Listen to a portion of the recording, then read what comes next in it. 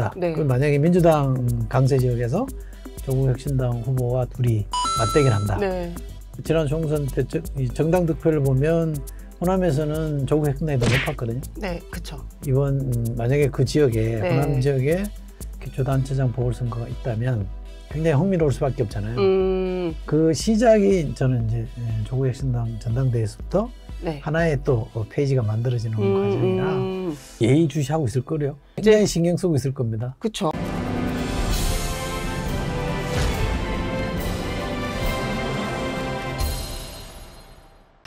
일단 저희 공식 질문 이번 주 주목하고 계신 이슈 뭐가 있을까요?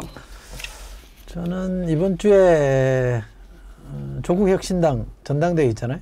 예. 전당원대회든가요? 네. 이름이 좀 독특하던데 어쨌든 그냥 통상 이야기로 전당대회가 있어서 조국 대표가 뽑히겠지만 또 최고위원이 누가 될지 또 제가 항상 주목하는 그대로 조국 대표가 어떤 메시지를 낼지 저는 좀 주목해서 보고 있습니다. 뭐 격가지로 새로운 미래도 당대표가 뽑혀졌어요. 나 잘 모르겠습니다. 전병헌 전 의원. 그래요? 네네. 언제 했어요?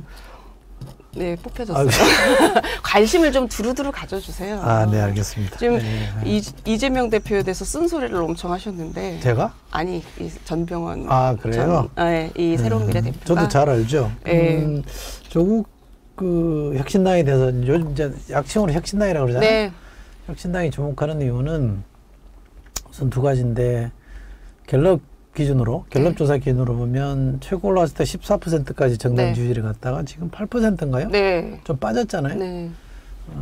예상됐던 거긴 합니다. 네. 그러면 이제 조국 혁신당이 이 존재감을 어떻게 키울지. 네. 왜 조국 혁신당인지에 대한 설명이나 이유를 좀 더 분명하게 제시를 해야 되는 과제가 있어요. 네.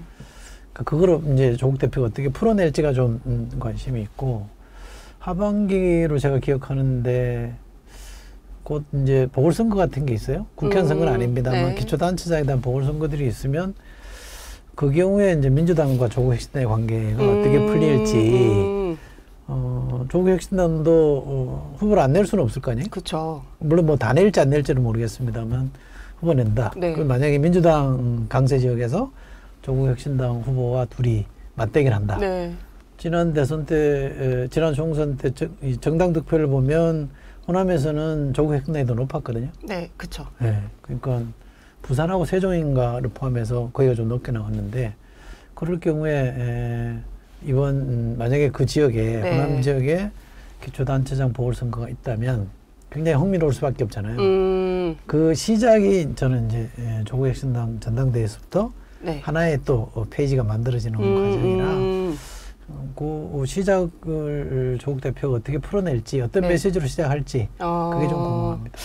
박지원 의원이 그 말씀하시더라고요. 호남에서 이제 조국 혁신당에 대한 이제 지지율이 높다고 말씀하셔서 하는 얘기인데 박지원 의원이 이제 다녀도 조국 대표를 잘 부탁한다는 얘기들을 많이 하신다는 거예요. 그래서 이거는 민주당에서 상당히 예의주시해서 봐야 되는 상황이다. 예의주시하고 있을 거래요. 그래서 굉장히 이제 신경 쓰고 있을 겁니다. 그렇죠. 그래서 이제 총선 지나서 지금 이제 22대 때 민주당이 사실은 굉장히 조국혁신당을 좀 견제하는 게 보이고 조국혁신당에서도 내부적으로 생각보다 좀 과하게 견제한다.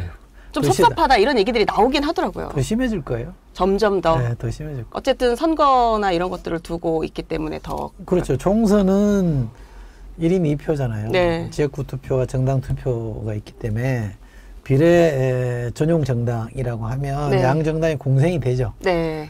지난번은 굉장히 시너지가 났잖아요. 그렇죠. 근데 표 하나만 가지고 싸우는 경우라 그러면 이건 충돌할 수밖에 없죠. 그건 뭐 예정된 수순이에요. 그래서 큰 정당이 더 심하게 견제할 가능성이 있습니다.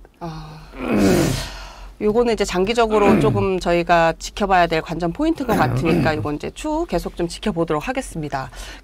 어제 이거 잠깐 얘기하고 넘어갈 텐데 미국 공화당 후보 이제 트럼프 전 대통령 피습당해서 이제 야외 유세 중에 이제 총격을 당했단 말이에요. 보시면서 어떠셨어요? 뭐 다 비슷한 심정이었을 텐데 저는 약간 두려움 같은 게 두려움.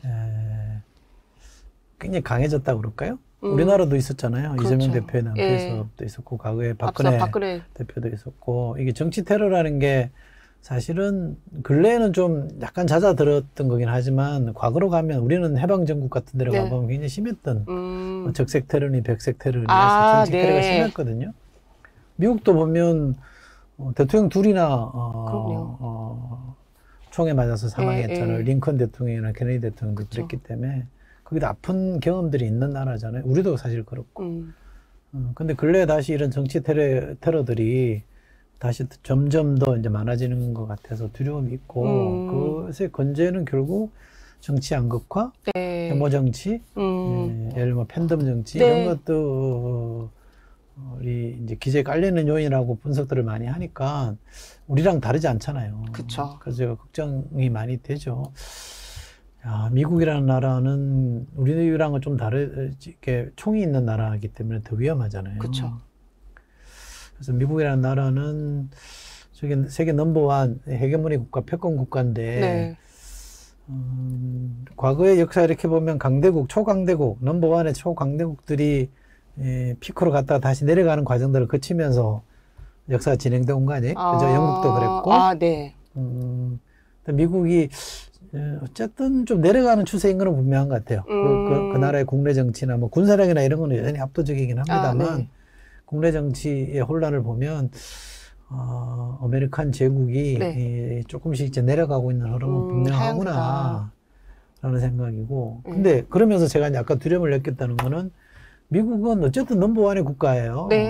내려가도 시간이 오래 걸리는 나라고 뭐 안 되면 속된 말로 달러 찍어내면 되는 나라고 다른 나라 비틀면 되거든요. 힘으로 비틀면 되는 나라인데 우리는 그게 없잖아요. 그러니까 우리는 그럴 만큼의 미천도 없고 여유도 없는 나라이기 때문에 정말 오로지 잘해서 버틸 수밖에 없는 나라인데 최근에 우리 정치도 보면 굉장히 우려스러운 수준까지 가 있어서 저는 약간 두려움을 많이 느꼈습니다. 그 말씀하신 대로 이제 이게 뭐 극단은 뭐 분열의 정치 그리고 뭐 팬덤 정치 뭐 이런 것들이 이제 조금 문제다라고 지적이 나오고 있고 뭐 심지어 이제 환한 대낮에 이제 이게 총기 피습이 있었던 건데 바이든 대통령 음모론까지 지금 나오고 있더라고요.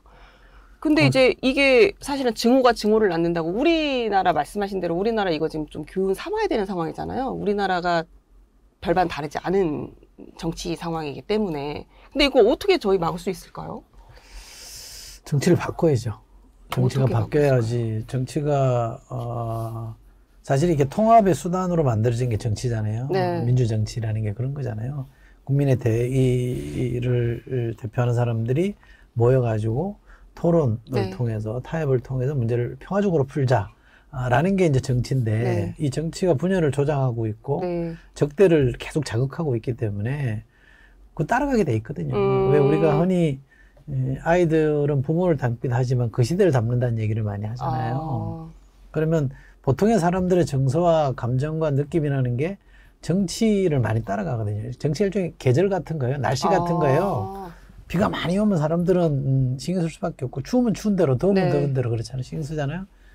정치가 일종의 날씨 같은 거라 굉장히 국민들 삶에 영향을 많이 주니까 특히 정서적 판단, 상대에 대한 태도 이런 것들에 굉장히 영향을 많이 주기 때문에 우려스럽죠. 그래서 우리 정치권이 또는 정치인들이 그야말로 좀 대호각성해서 이대로 갔다가는 내가 이기고 제가 지고 제가 이기고 내가 지고의 문제가 아니라 이게 같이 망하겠구나. 나라가 망가지겠구나. 공멸한다. 그러니까 그런 위기감을 좀 가지면 좋겠고 실제로 그런 위기감을 좀 가지고 있는 정치인들이 있습니다. 그러니까 그런 반성들이 조금 생겨나지 않을까 싶은데요. 언젠가는 이게 조금 좀 돌출될 수 있다. 이런 위기감에 대한 걱정들이. 이대로 가면 큰일 납니다.